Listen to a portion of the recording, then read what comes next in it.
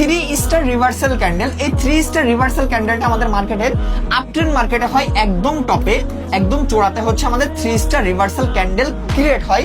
এইটা যখন আমাদের মার্কেটে ক্রিয়েট হয় তখন হচ্ছে একটা রিভার্সাল সিগন্যাল প্রদান করে যে এরপরে মার্কেটটা আস্তে আস্তে ডাউনের দিকে মুভ করবে।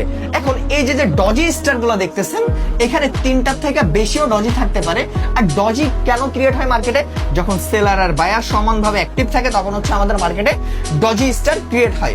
এখন মার্কেটের টপ থেকে কিন্তু বেসিক্যালি মার্কেটে সেলার অ্যাক্টিভ হয়, আবার এখান থেকে মার্কেট কিন্তু আপে মুভ করতেছে। এই জায়গাটা হয় কি, সেলার আর বায়ার হচ্ছে সমানভাবে ফাইট করে।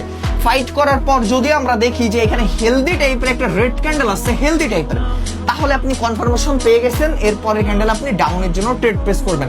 অবশ্যই মনে রাখতে হবে এটা কিন্তু মার্কেটের একদম টপে ক্রিয়েট হতে হবে, তিনটার থেকে বেশি ডজি স্টার একত্রে ক্রিয়েট হতে হবে ব্যাক টু ব্যাক। এর মাঝখানে কিন্তু বড় বড় টাইপের ক্যান্ডেল হলে কিন্তু হবে না, ব্যাক টু ব্যাক এরকমের প্লাস টাইপের আমাদের ডজি স্টার ক্রিয়েট হতে হবে। তিনটার বেশি একত্রে যখন ক্রিয়েট হবে তখন এটা হবে হচ্ছে আমাদের থ্রি স্টার রিভার্সাল ক্যান্ডেল। তো এটা যখন মার্কেটে ক্রিয়েট হয় এরপরে বেসিক্যালি আপনার লং টাইমের জন্য মার্কেট ডাউনের দিকে মুভ করে।